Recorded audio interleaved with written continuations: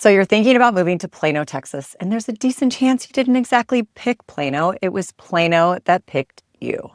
Well, if your company just moved you here or you're staring down at an offer at one of the big campuses located in town, let's talk about what it's actually like to raise a family in the city of Plano.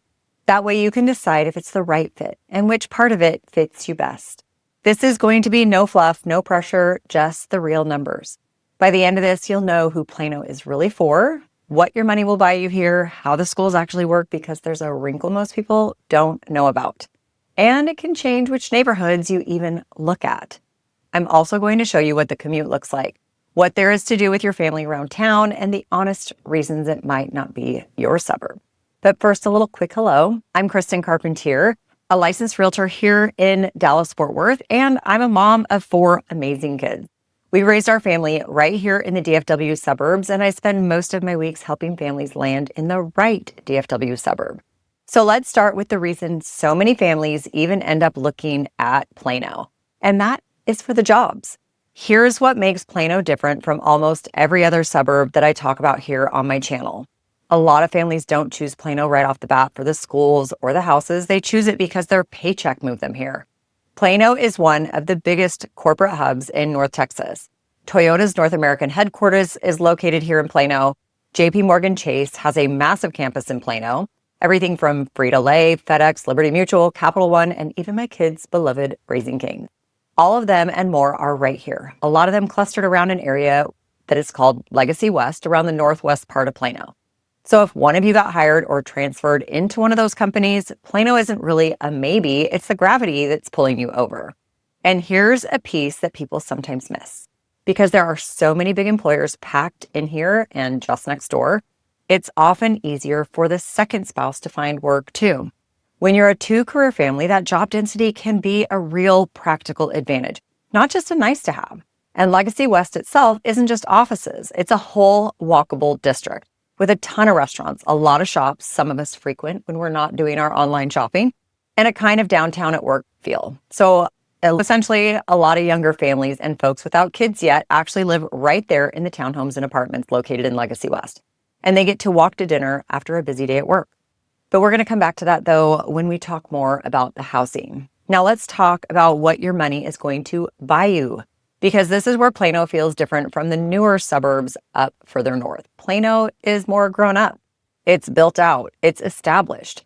Let me give you the rough tiers, and these can always move around, so make sure to verify when you're actually shopping for housing. If you want that walk to dinner, Legacy West lifestyle, townhomes and condos tend to start somewhere in the $300,000 range.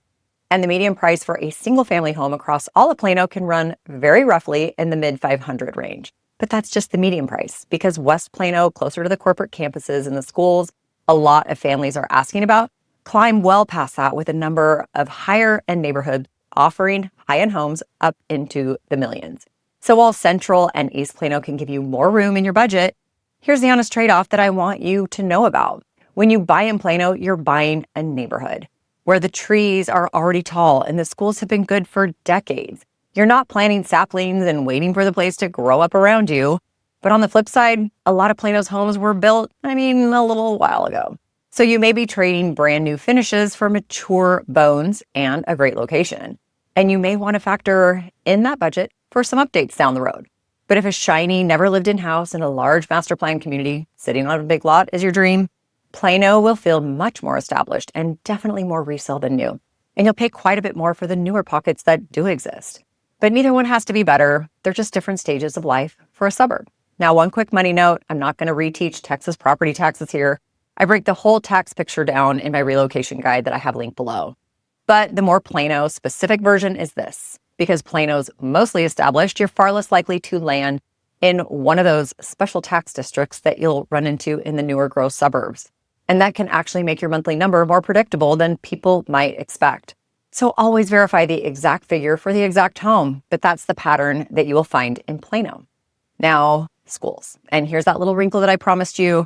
Plano Independent School District is very large, it's very established, and very well regarded. But Plano ISD does something that most other districts around DFW don't.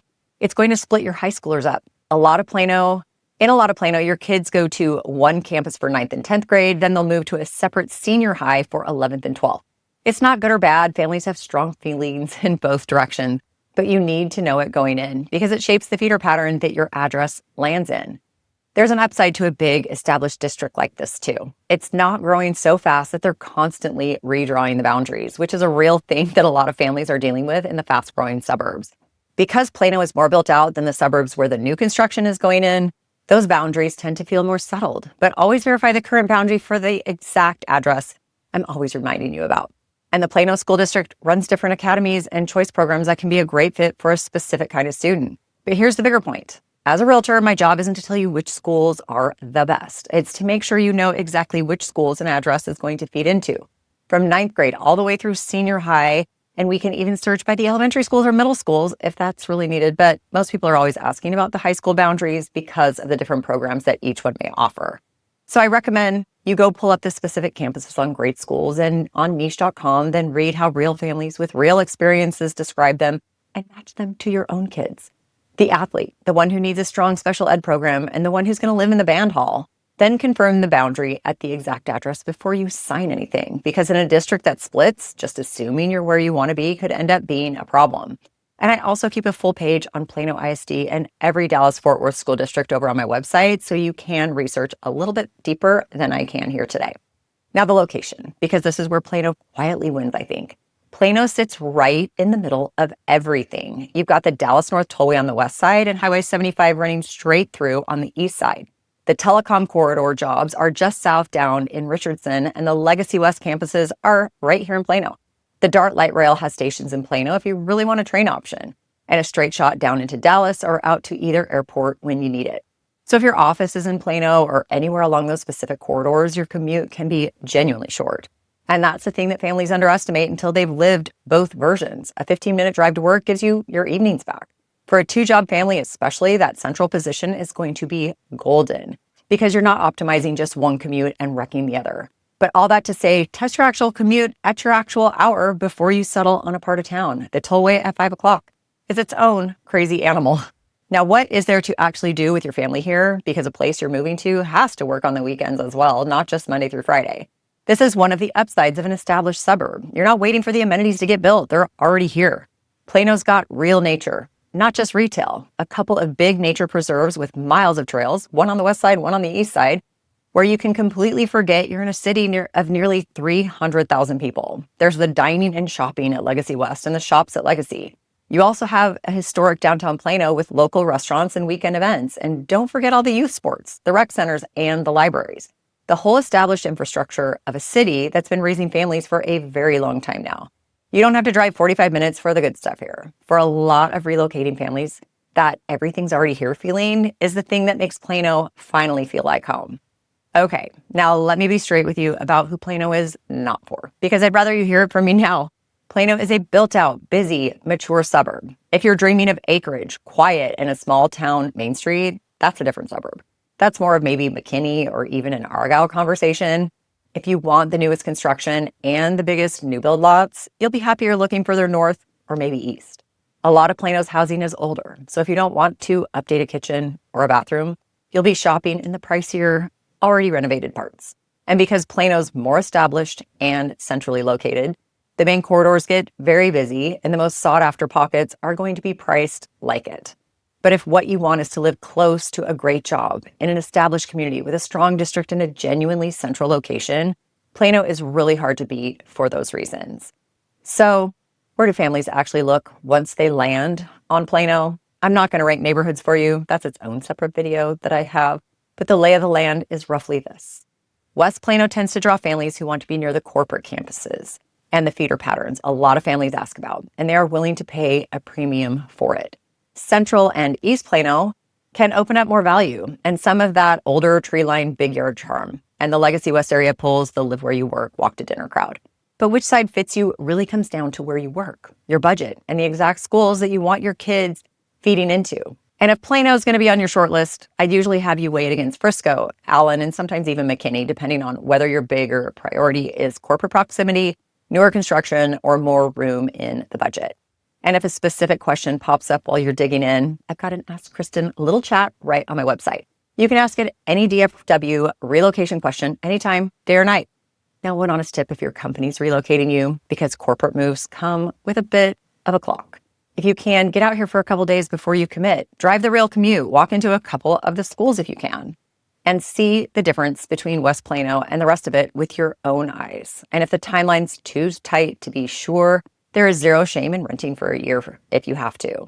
I would so much rather you rent and get the part of town right than to rush into a purchase to beat a relocation deadline and wish that you had waited. So here's the one decision that I want you to be able to make right now. Is Plano the right landing spot for your family? And roughly, which part of Plano? If your company is bringing you here, you've actually got a strong starting point, and you don't have to figure the rest out by guessing. So here's how I can help from here. If you want the whole relocation picture in one place, the tax math, the timeline, all of it, grab my free DFW Family Relocation Guide. The link is down in the description, like I said. And if you're serious about Plano and you want my eyes on your specific move, head to the Get Started page on my website. Tell me about your timeline, your commute, and your must-haves, and I'll map them to the right part of Plano personally. Or just give me a call, shoot me a text, or send me an email. It is going to be me that you're going to get on the phone. And if you want to see how Plano stacks up against the suburb that most people compare it to, I'll put my Frisco versus Plano video right here that you can watch next. And until next time, as always, take care.